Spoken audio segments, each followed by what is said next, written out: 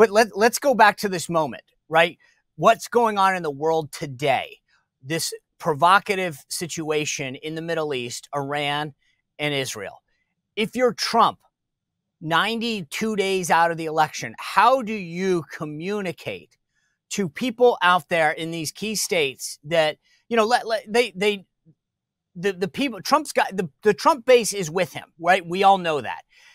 The question is, how do you capitalize politically on the current situation and say to people who might not be with you but are persuadable, I'm the better choice. Look at what they're doing. How does he go out? Does it just let's craft this for a moment. Does he, I mean, he's put out a truth statement, a truth social statement. Should he give an address where he sits down at Mar-a-Lago and does the very traditional flags behind him, sits at the podium with a speech and says, my fellow Americans, the world is crazy and chaotic right now, but I know how to make it safer? Or does he do it at a rally? I mean, how does he politically capitalize right now on the chaos that's overseas?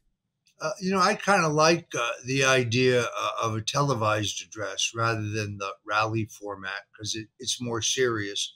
I think he's got a very strong case to make. First, let's just compare the situation when he was president and today. I mean, we had peace and prosperity. The only president in my lifetime really not to start an endless foreign war. And strength is what keeps the peace.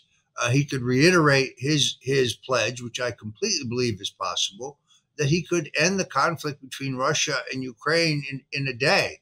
Maybe let's give him a little more time, 2 days. This has been soluble from the beginning. By the way, Joe Biden blurted out, I would have given them the Donbass. He said it himself. So all of this killing, hundreds of thousands of both Russians and Ukrainians have died because Antony Blinken and Joe Biden want to expand NATO in violation of all the agreements that we have signed.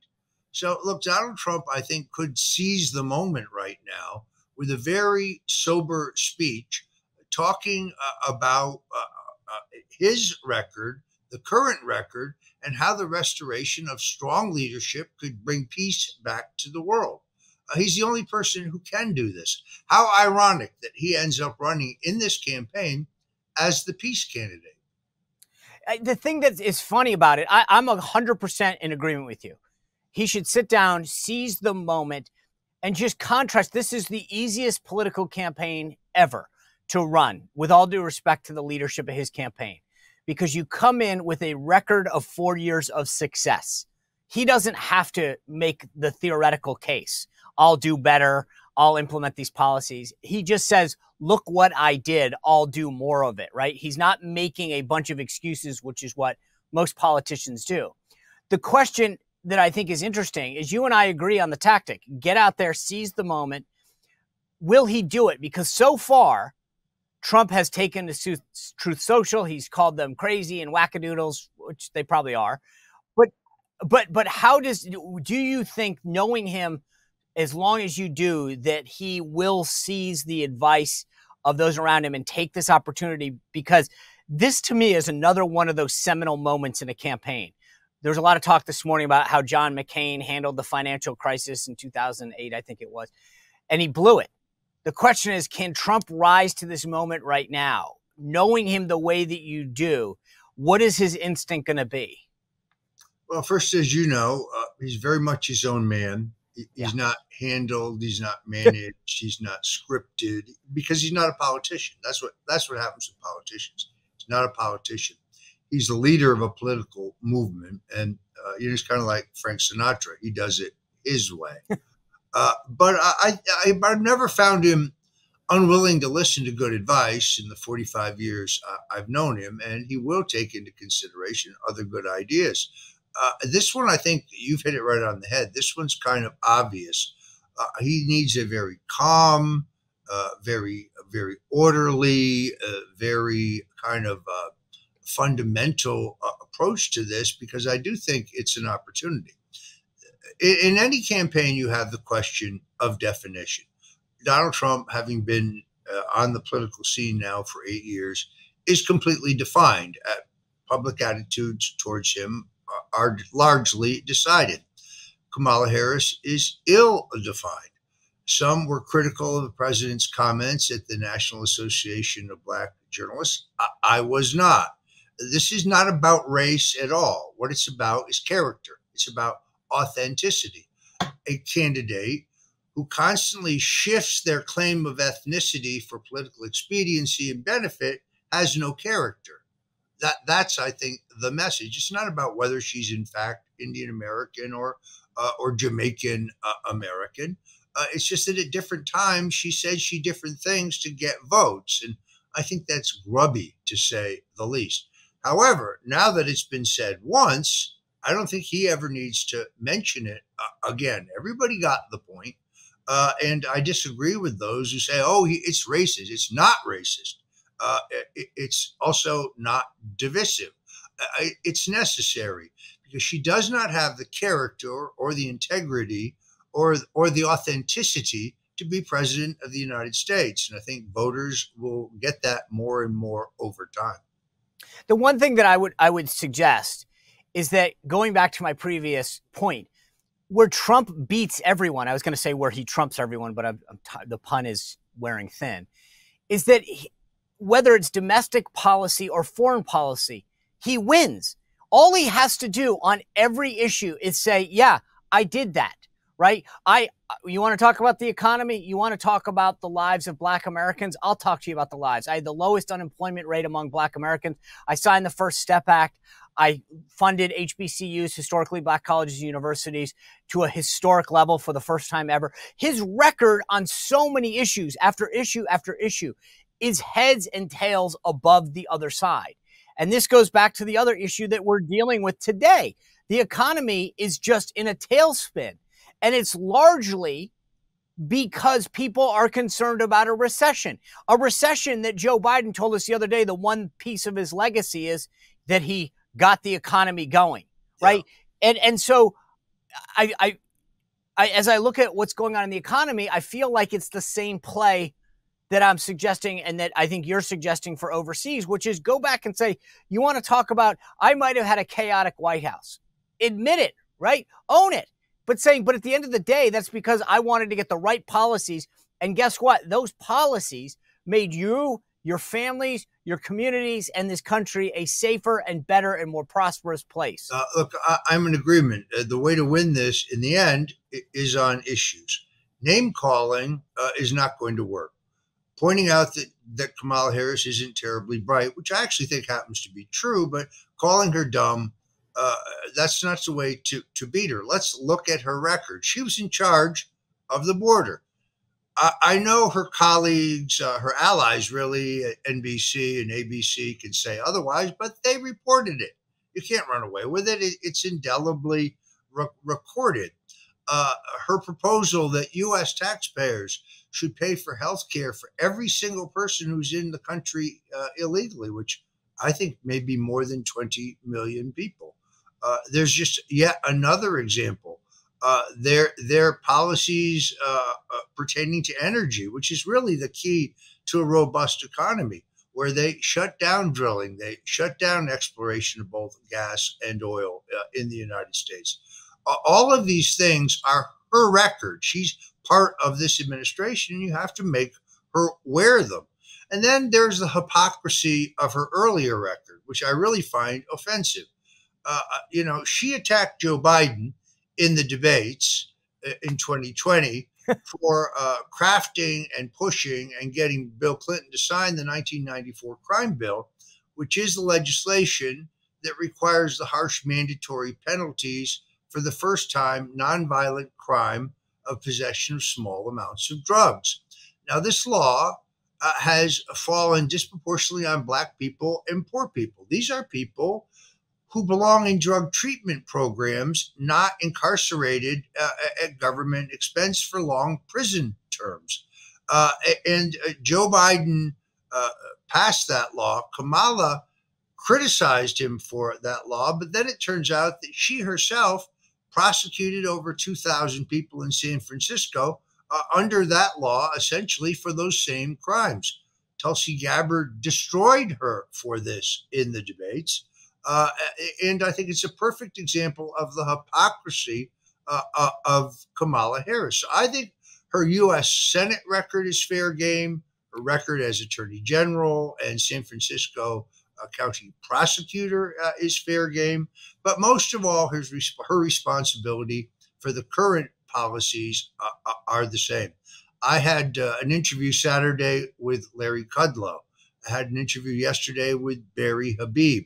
These guys are two of the smartest guys I know when it comes to economic analysis. They say we are in recession, and it's only going to get worse. Joe's letter, which she may have even seen and signed, that was released on Sunday afternoon, said he left us the strongest economy in our history. That's simply not true. I think the president needs to hammer this issue. Oh, I forgot about that line. We'll go back and pull that. But the thing that I find fascinating is all of your experience and your relationship with Trump, and you're coming back to the exact same place that I am. Like, she gave us this. We have the clips of her. She has said, I'm adamantly opposed to fracking. She put a tweet out at the Minnesota Freedom Fund. All of these things that you bring up. That's why I really hope the president, by the way, at that convention in Milwaukee was pitch perfect.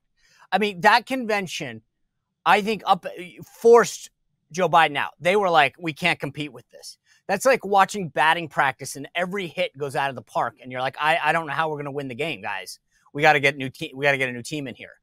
And I feel like coming out of the shooting, the assassination attempt, and coming out of the RNC, people that I know that have not been the biggest Trump fans were saying to me, you know what? You're right. Okay, I'm with you. I worry about the name calling, though. And I don't say this like as a wuss. Like, oh, I don't like I know Trump. You know Trump. Like, he wins in these, like, right? But at the end of the day, where we need the vote, and this is all that matters, whether it's Wisconsin or Michigan or North Carolina, Georgia, the people there, those 10,000, 20,000, 30,000 people in each of those states, they don't like the negative. They want to talk about the policies. And if Trump can be the Trump at the convention, if he can be the Trump post-assassination, he wins every day of the week because his record and his policies are better than theirs. I agree with that. And I think there really is no better place to display that as in upcoming debates. She can, she can pretend that she's willing to debate him, but she really doesn't want to. Now, let's be very clear. There is no ABC debate with Kamala Harris to back out of because he never agreed to do an ABC debate with Kamala Harris. He agreed to do an ABC debate with Joe Biden. If Joe still wants to show up, he should do the debate. I agree. I don't think that's going to happen. But if Donald Trump had the courage to accept the CNN debate under the most disadvantageous rules you can imagine, then why doesn't Kamala Harris have the courage to accept the Fox debate? Why? I'll tell you why. She doesn't really want to debate Donald Trump. Trump's debate performance was as pitch perfect as you could get. He was disciplined. Yep. He was focused. Biden tried to give him the bait several times. He wouldn't take the bait. He stayed on his message, pounded Joe on the economy and on our open borders. It was a near perfect debate performance. He was funny at one point. That's the true Trump. So he should never be underestimated. They say, oh, you don't underestimate her. Well, perhaps. Look, Willie Brown happens to be an old friend of mine. He's been on my international best dressed list that I publish every New Year's Day. He's great company. I met him when I was working for Trump Casinos and Resorts. And Donald Trump was considering partnering with a Native Indian tribe in the Bay Area to do a casino development long before he got into politics. And I got to know both Willie Brown and Jerry Brown. And I liked both of them, but I particularly like Willie. So I won't talk about that aspect of his relationship with Kamala. But I do know that he keeps saying, don't underestimate her. What I'm saying is don't underestimate Trump. Trump has gotten as far as he has in life and in business and in American politics because he's been constantly underestimated. They underestimate him now. Oh, he's old, he's stale, he's over it. don't bet on it. Oh, That performance at the convention was, I think, extraordinary. I believe it was the right touch. I also find that he's a different person in a way, having escaped death by this much. I think it all comes together in his mind. He realized that he was protected by the armor of God, that he turned his head at exactly the right time, which preserved his life. I find with him a new serenity, a new calm. I'm not saying the old Trump is gone, because that will never happen. He's still tough. He's still persistent. He's determined. He's still, as you know, very, very stubborn, particularly when he thinks he's right, which he's all the time. But I do find a calmness about him now that's really reassuring. And I think it was born of this horrific experience. Meanwhile, Sean, the thing that shocks me is there's a whole bunch of people out in the country, including some who are on mainstream media, who are trying to tell us that there was no assassination attempt, that this whole thing was staged. It was a psyop. Nobody was really shot. How would you feel if you were the family of Corey Comparatori, the firefighter who was shot in the head and lost his life shielding his daughter and his wife?